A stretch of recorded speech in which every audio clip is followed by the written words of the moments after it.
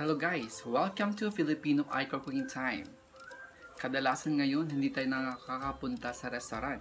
Ngayon, gagawa tayo ng isang dish na pang-restaurant. Ang Sizzling Tofu a la Max. So tara na guys, luto na tayo. So ito na guys ang mga ingredients natin sa paggawa ng tofu. Cornstarch.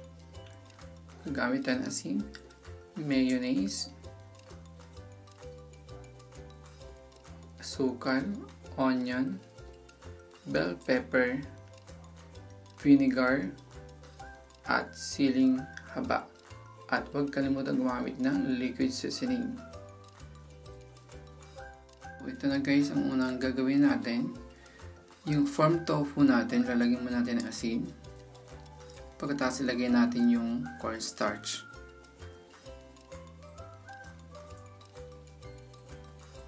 Tapos itotos natin yan. Para pag prito natin, hindi yan tatalsik. Mas madali siyang lutuin.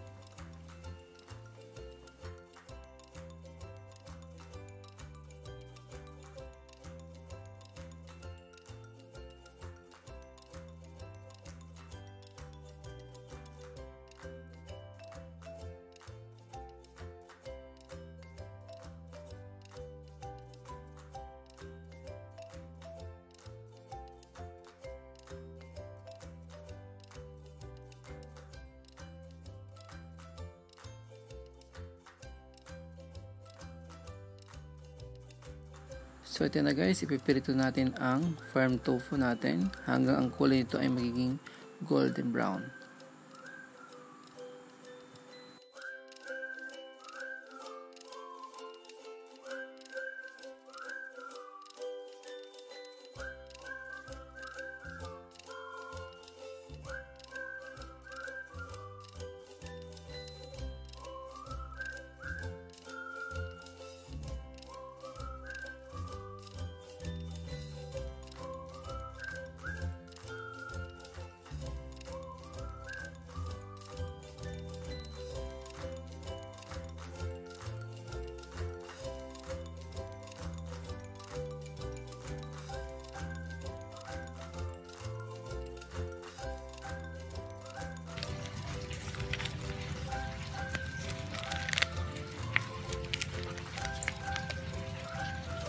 So ayan guys, habang niluluto natin yung tofu, gagawa na tayo ng dressing.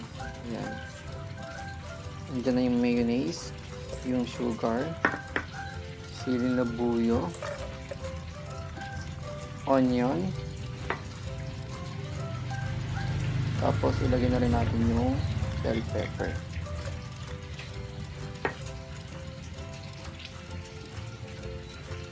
Tapos gumamit ako ng liquid seasoning para mas magandang lasa guys. Pero guys, pwede kayong gumamit ng oyster sauce kung gusto nyo. Tapos halo-haloin natin lang yan. Hanggang ito ay maging incorporate lahat ng mga ingredients.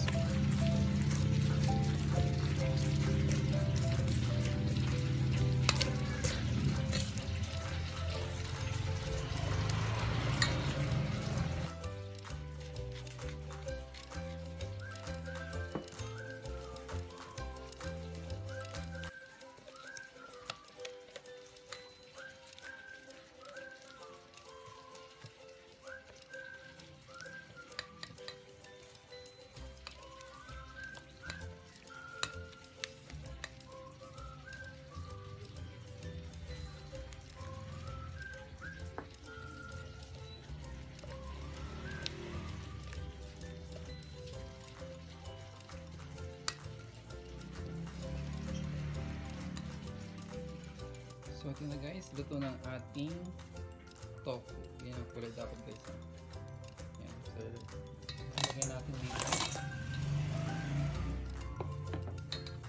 Tapos na lang natin guys. So pagkatapos guys, ilalagay natin sa sisig. So yun lang, ito na lang kasimple ang pagluto ng Sizzling Tofu a la Max.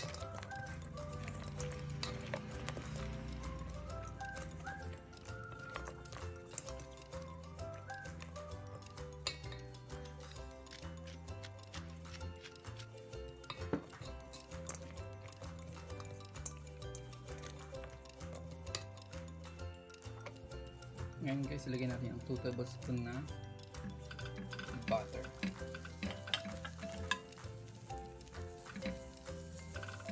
So, medyo lang guys.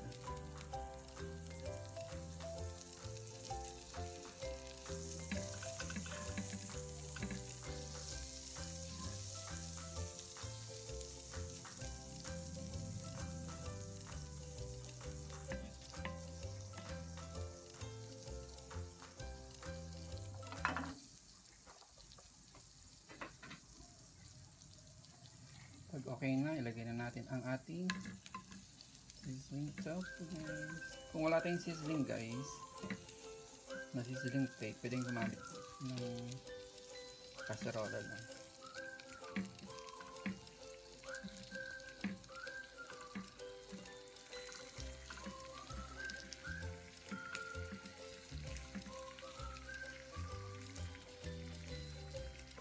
So yan na guys, ang ating sizzling tofu a la max. Ayan guys, ang ganda.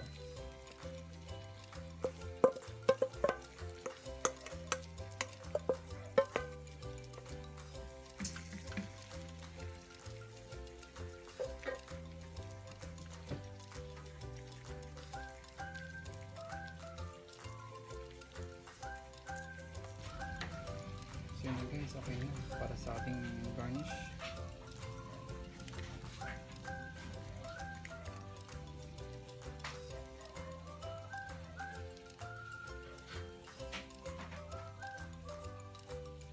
So yun na guys, tapos na ang ating sizzling tofu. So ready to serve. See? Ganda. Sarap. So ito na ang finale guys, ang ating tikiman time. Ayan o.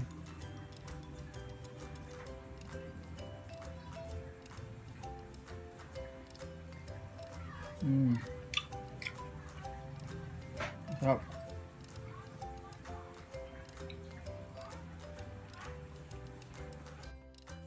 Thank you for watching guys, Filipino Icor Cooking Time. Huwag kalimutan subscribe sa aking channel and don't forget to hit the bell for more videos to come. Have a good day.